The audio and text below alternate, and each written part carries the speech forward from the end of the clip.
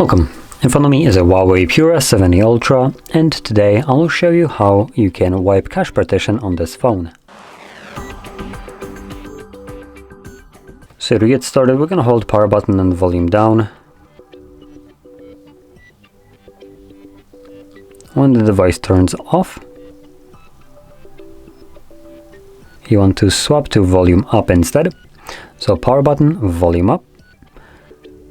And in a moment we should see the HUAWEI logo on the screen, at which point you can let go of the power button but keep holding volume up.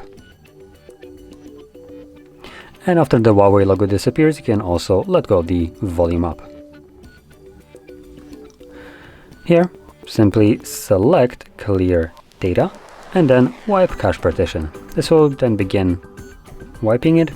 As you can see, it only takes a couple seconds. Once it's finished, you can see these options right here. So we're going to select back and then restart, which will bring us back to Harmony OS.